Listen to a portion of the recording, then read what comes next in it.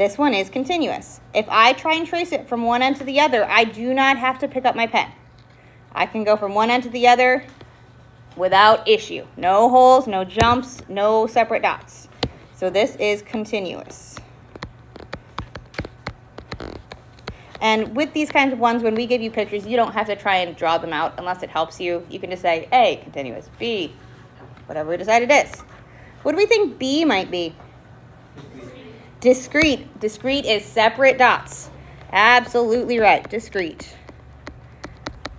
How about C?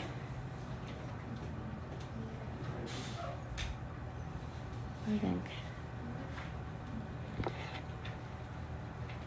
We know there's some things that are connected, so if there's any things that are connected up into lines, it's not going to be discrete. Discrete is all separate dots.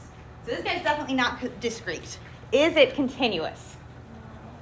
No, because of that problem child right there. At this time, sophomores and sophomore majority teachers, sophomores and teachers of sophomores, please report to the auditorium. Move there quickly, please. Bring your belongings. Bring your belongings as you'll dismiss from the auditorium. Teachers, please actively supervise your students getting into the auditorium. Students should be in there with their teachers. Teachers should not be the last ones arriving in the auditorium. Please be in the auditorium helping seat students as quickly as possible. Thank you. Little sense of theme in the announcements that they make for the teachers every single time. We like these meetings just as much as you guys do. So if we try and trace this graph, I have to jump over the little lava pit right here, so it means I cannot do it continuously. Since it is not discrete and it is not continuous, that means this one is, it's neither, or you can say discontinuous. That is also okay. They mean the same thing. Discontinuous and neither continuous nor discrete means the same thing. So it's just the same vibe.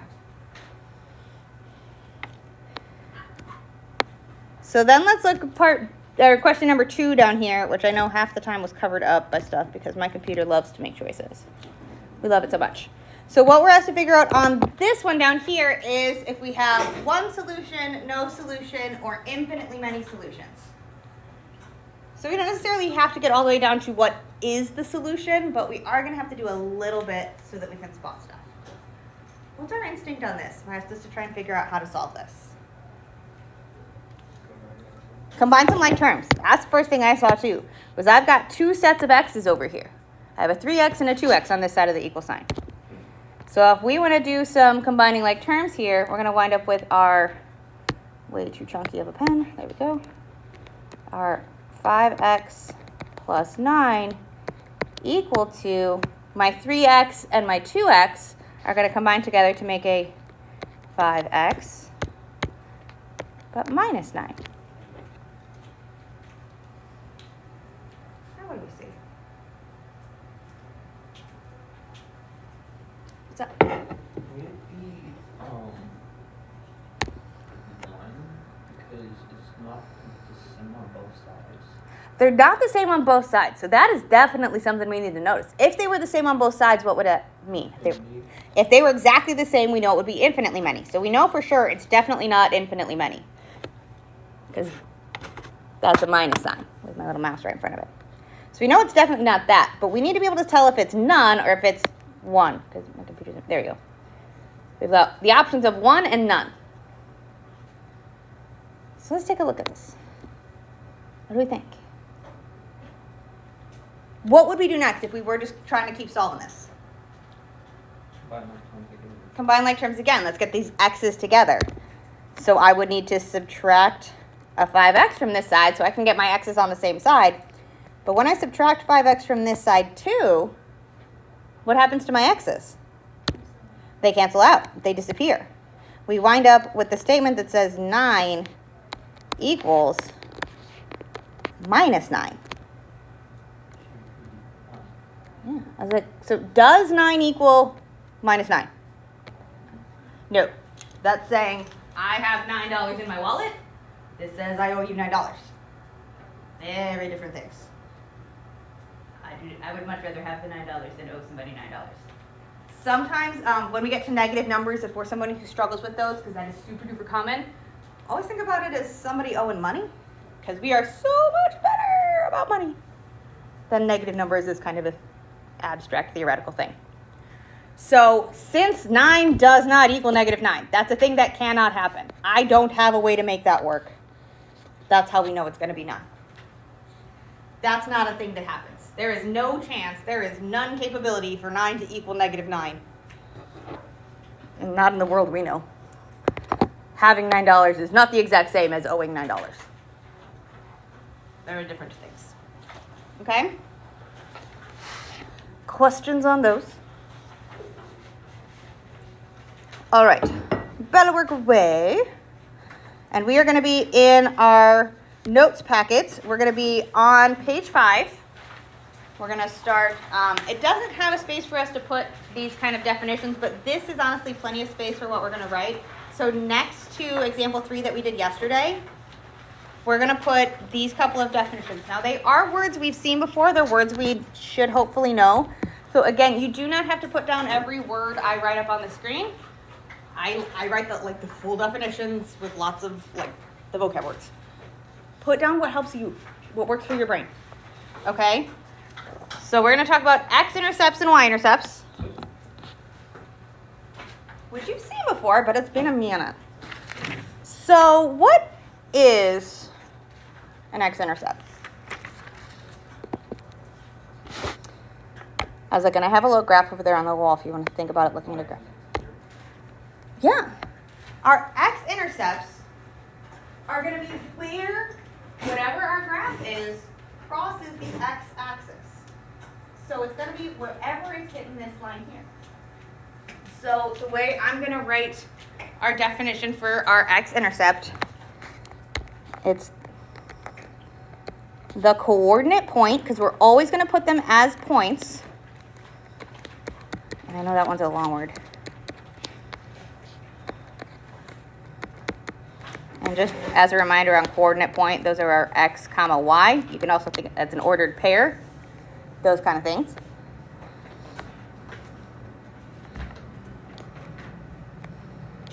Where a graph crosses the x-axis. Like I said, I have a very wordy way of writing. So you do not have to put all of those words. It's the ordered pair, it's the point crossing the x-axis. Our x-intercepts are always going to look like an ordered pair. And in fact, because we know it's where they're crossing the x-axis, we know that they are always going to have a number here, which will be whatever our intercept is, comma 0. Because by definition, it's where it's crossing the x-axis. The x-axis is where y is 0. Now, x-intercepts are a little special because we are going to use them a gabillion times throughout the semester, and that is not an exaggeration. Just saying. So, since they have come from and are used in so many chapters, it has wound up that mathematicians have given them several names. They all mean the same thing. So a lot of times I use all 4 words every time because they mean the same thing. So I'm going to give us all the words because we could ask you for any of these things and they all mean the same thing. So x-intercepts are also called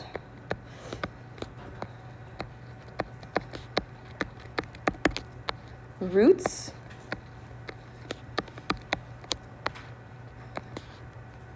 solutions, and zeros.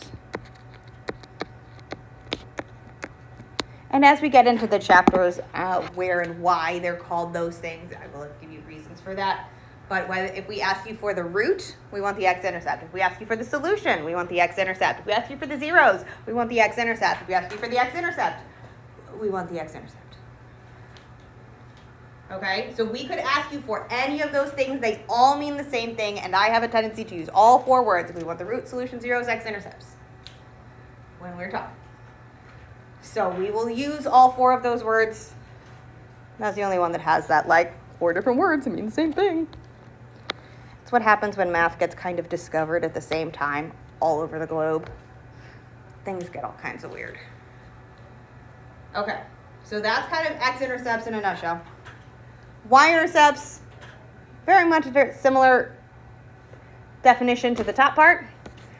Our y-intercept is going to be a coordinate point, but instead of being where it's crossing the x-axis, if x-intercept crosses the x-intercept, if x-intercept crosses the x-axis, those are the words, the y-intercept crosses the y-axis. Oh my gosh. So I'm going to write almost the exact same definition, just so it's very similar. That's going to be our coordinate point.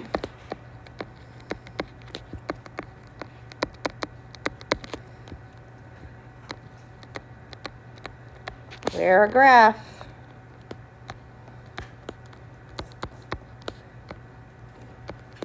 crosses the y-axis. So this time, instead of knowing that the y has to be 0, I'm going to rewrite the word axis just because that was terrible handwriting. If there's ever something up here you can't read because I either wrote it weird or the color's wrong, please tell me. Totally fine. When we're thinking about our ordered pairs for our y-intercepts, that time we know not the y is 0, but we know our x is going to be 0 because we're looking for our y-intercept, which is going to give us a number to put in the y. So y-intercept goes in the y spot. So if we're looking for the y, it goes for the y. If we're looking for the x-intercept, it goes for the x. Because that's honestly the most common mistake I see is that we'll take the x-intercept and we'll put 0 for the x. Other way around. So we're going to practice this several times. We're going to look at graphs, those 3 graphs at the bottom of page 5 right there. And we're going to look at some tables on the next page and some other things. Just kind of going through it. So let's start by looking here. So this is on the bottom of page 5. Is these guys here. And we're going to try and find our x-intercepts and our y-intercepts. I do have a tendency to use a bunch of colors up here. If you ever need colored pencils, highlighters, markers, things like that, please let me know. I have boxes and boxes I can get out at any time. They're in the cabinet right behind the screen. It's not far. So if you ever need colors, please let me know. I'm happy to get them out at any time. Because what I'm going to do is when we're writing out our x and y intercepts, I'm going to color code everything so that we can see what is coming from where. So let's see about our x-intercepts here, which I'm just going to put x-int. X-intercepts are going to be where it crosses our x-axis. So if we think about our x-axis here, where does our graph cross that axis?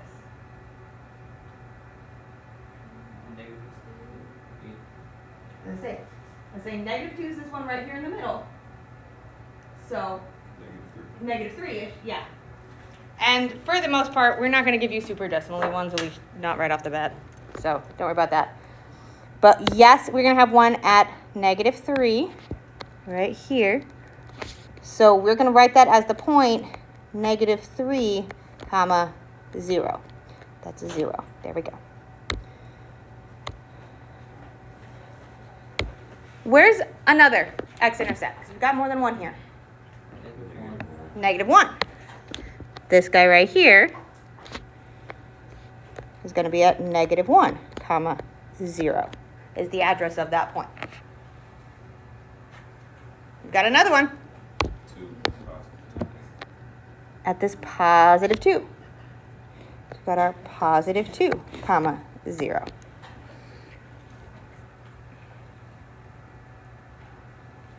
This one has 3 x-intercepts. It's entirely possible for that to happen. Where are we going to have a y-intercept? I was going to say, they're counting by weirds. When they give you numbers like this, it sometimes means they're counting by a weird. So they've got every other is 8. So 8 and then 16. So each of these blocks is 4. So 100% I get it why we say 9 because we see one more past 8 and think 9. It's actually going to be halfway between 8 and 16, which is 4, or 4 more than 8 because it's counting by 4s. If there's no numbers on our axes, they're counting by 1s. But the book sometimes goes creative counting, and they go by 4s because that's a totally common way that people count on graphs. Definitely not weird at all. So our y-intercept here, where it's crossing our y-axis. So when we're looking at our x-intercept, we look at our x-axis. When we're looking for our y-intercepts, we're looking at our y-axis here. It's going to be right up there at that 12. So our ordered pair is going to be 0, 12. There we go. My pen will decide to be functional. And that's how we're going to write those.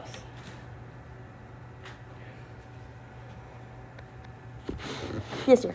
If we have like 3 different x-intercepts, you want to do and or order between them? It does not matter to me. You can if you want to. You can just make them a list. If you want to put commas in between it, you can. It's really not a big deal. If it helps you, put them. If it does not help you, don't bother.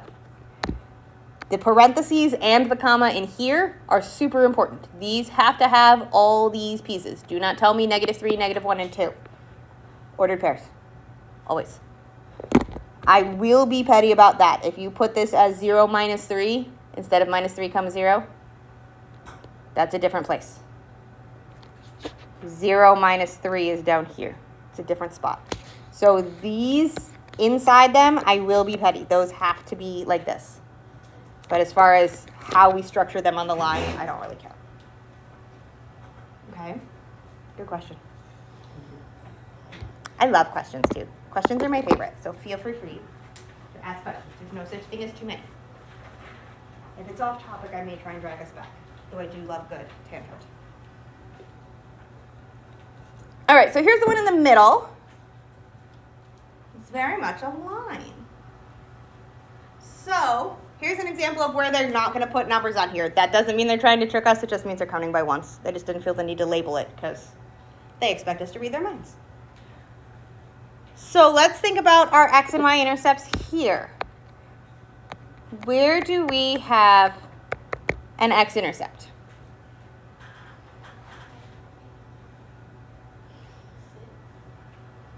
Careful. There we go. Careful. We went to the left, so it's going to be negative. Yes.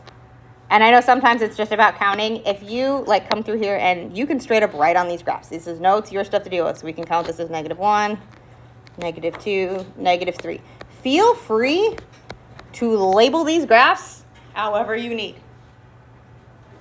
If then you decide to do creative counting, that's fine. I'll go off whatever creative counting you do as long as it's, a scale. So if you want to do -2, 4, 6, have a float your boat.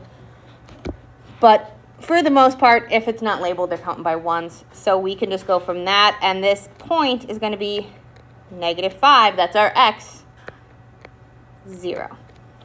Remember, whenever we are looking for our x-intercept, that's going to go in the x spot. That kind of helps us keep track of which one goes where. Because that is honestly the most common mistake I see is they just get flip-flopped. So where are we going to get our y-intercept here?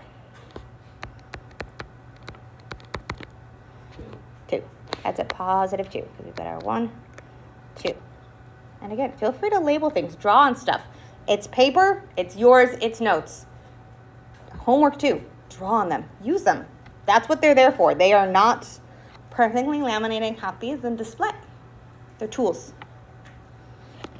When we get to the point where we're graphing, those ones that had the hole in the bellwork?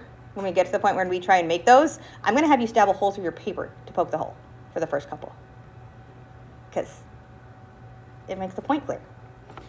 So, I'm just saying, paper's a tool. Use it how we need to. So our y-intercept is going to be at 0, 2. We can have more than one x-intercept. We will, in fact, often see more than one x-intercept. If we are dealing with functions, we should only have one y-intercept. Because if we have more than one, then it would fail our vertical line test and we would no longer be a function. So we should only get one y-intercept, but we can have many x-intercepts. And that will remain true for like the whole year. Okay?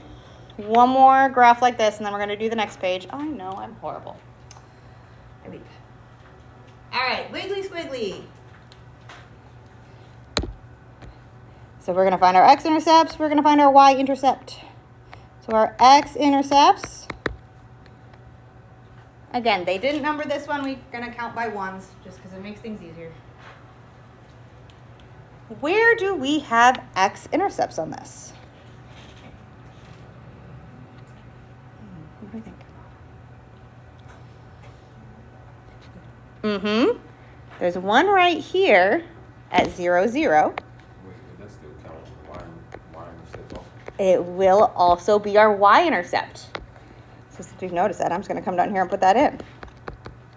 So our y-intercept is also 0, 0. The only time we will have the same x-intercept and y-intercept is at the point 0, 0. Because remember, our x-intercepts have to have 0 for y. Our y-intercepts have a 0 for x. It's the only place where they can be the same. So 0, 0 is in this case both an x-intercept and a y-intercept. Fancy schmancy.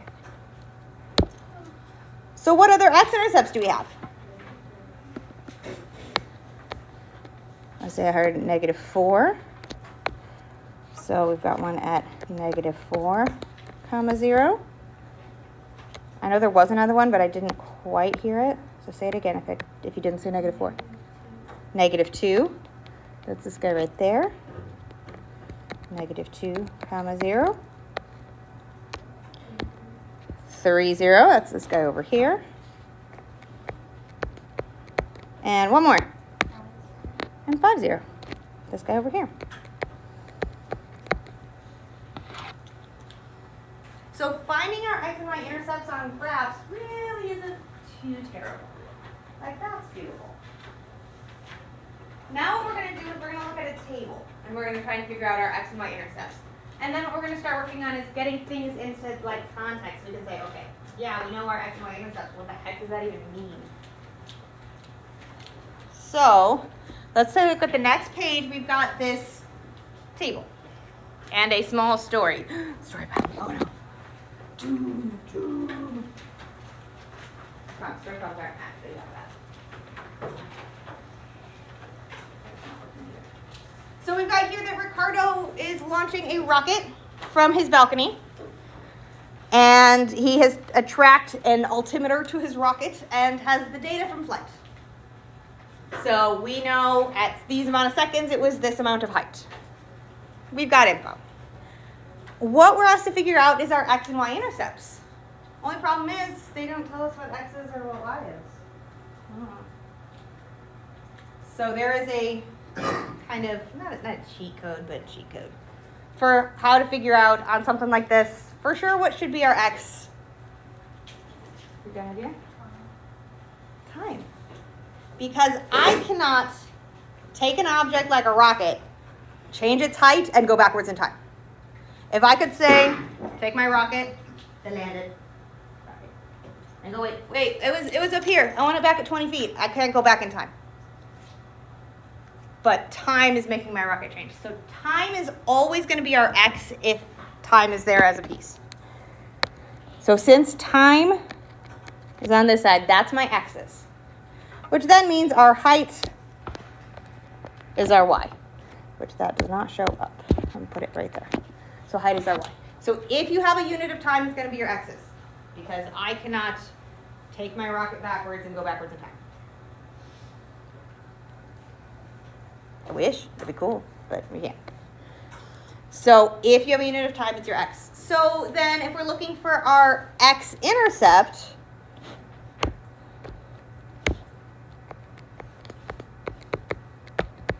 we know our x-intercepts, we put our number in for the x, so we know that this side's going to be 0. So on this table, what is our x when y is 0? 8. It's just down here at the bottom. Because here is where my y is 0. So we know our x is going to be 8. What does that mean in this story here? 8 what? 8 seconds. And the rocket is then where? At 0 feet. That would be context. Putting it in context. You can straight up use the labels. At 8 seconds, it's at 0 feet. Plug chug way of doing context. I like to give you guys tools because I know the context part is sometimes where we get mixed up. At 8 seconds, which I can never spell seconds right. I always feel like it should have more C's.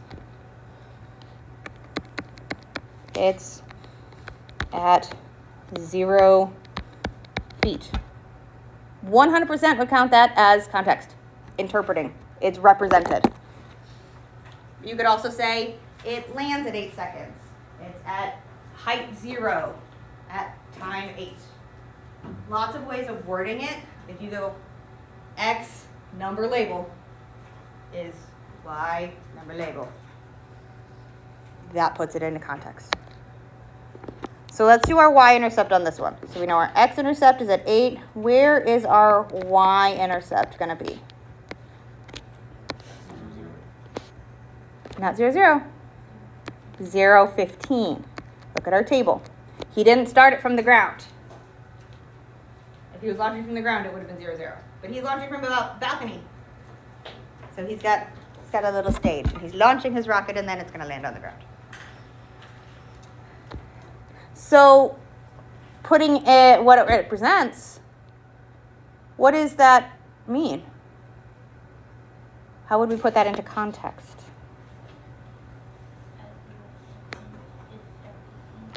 Perfection. At 0 seconds and at 15 feet. So we put at 0 seconds. It's at 15 feet. Now, if you want to put nouns in for things, the rocket's at 15 feet. Totally fine.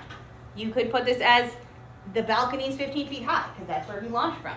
At launch, it's at 15 feet. Hang on, I'm just going to make this taller because I see the, whoop. There we go. I saw the everything's at the bottom there. It's from the background. If it ever needs to raise it up, please let me know, especially my background friends, because I understand sometimes I'm way at the bottom. Okay, so you can word things in all kinds of different ways. You do not have to follow this formula for a context sentence. It's an easy way to do it. It's a reliable way to do it. But if you want to put it into like proper grammar sentence structures, more power to you. Not an English teacher for a reason. You saw me struggle to spell the word seconds, and it's on the page in front of me. Spelling is a suggestion and grammar is a construct. Do with that what we will. I don't care if things are bullet points. Spelled, if it's close enough for autocorrect, it's close enough for me. I don't care.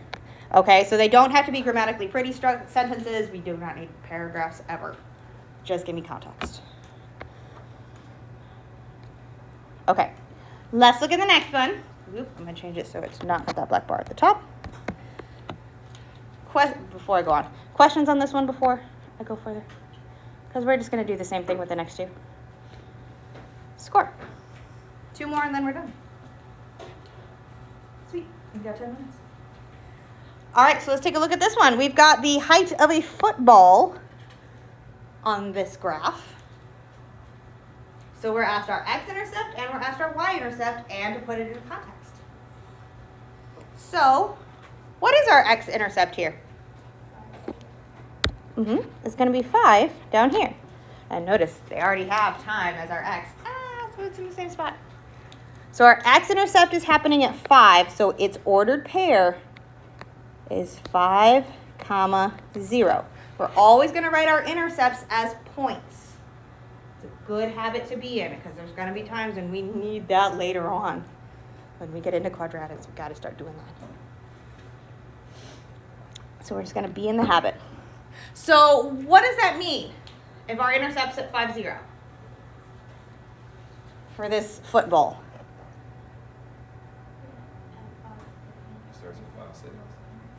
At 5 seconds, it's what? It's at 0. It's actually meters this time, but it's at a height of 0. So that is one way to put it in context. At 5 seconds.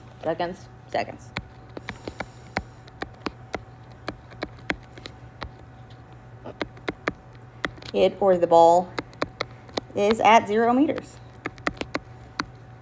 And you can abbreviate if you want to put SEC for seconds, S for seconds, that's totally fine.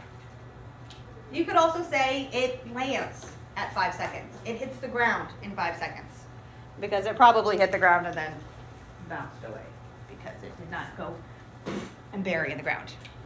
Kind of funny if it did, but unlikely that the football embedded itself into the ground. So what about our y-intercept? Where's that going to be?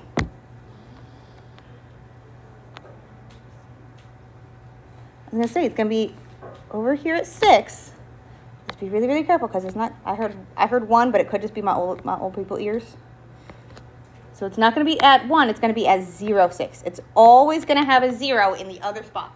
So our y-intercept has a 0 on the x's because I'm figuring out where the y is.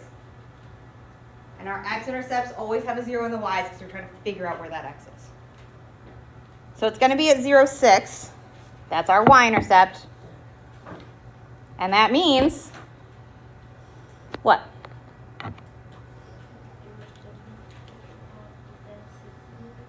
At 0 seconds, the football's at 6 meters. It was kicked from 6 meters up. It started 6 meters high. Lots of different ways to word this. I'm going to follow that same kind of structure just because it works every time. I do not care if you use the same structure every single time. I know English teachers are like, don't do the same sentence twice in a row. I don't care. If it works, it works. At 0 seconds, it's at 6 meters.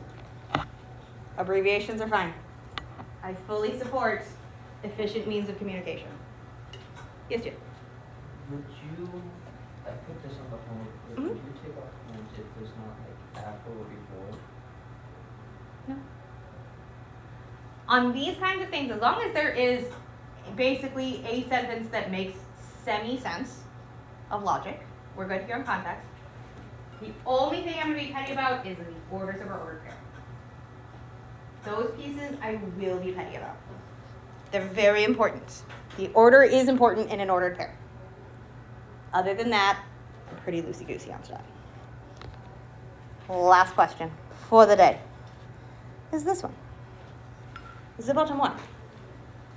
This is the last one on page 6. So let's think about our x-intercept on this one. Where is our x-intercept? 0, 0. Which means it's also what? It's also the y-intercept. So we don't necessarily have to put it in context twice because it's going to be literally the same context. It'll be the same sentence. I'm only going to write it once because efficiency. No point in remaking the wheel. Okay, so this looks like we're talking about the amount of money that this person makes in time and hours. So if they work for 5 hours, they're making $100. So what is this telling us at 0, 0? That they make no money if they work no hours. If you don't go to work, you don't get paid. Makes sense. It's logical.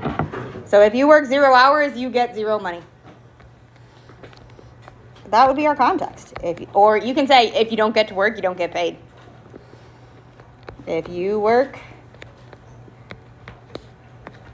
0 hours, you get $0.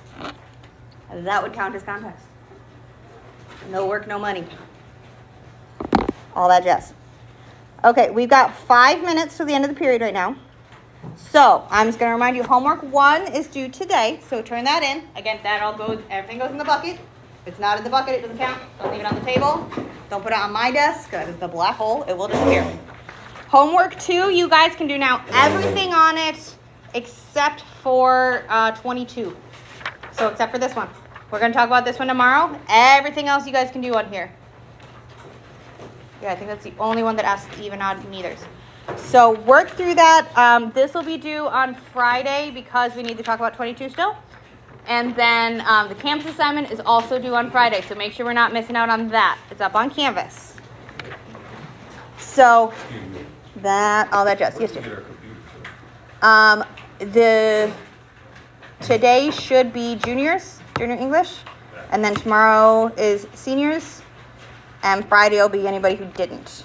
And so if we wind up needing a little bit more time on that Canvas assignment just because we don't have Chromebooks, let me know. Let me know, and I can always put an extension on it for you.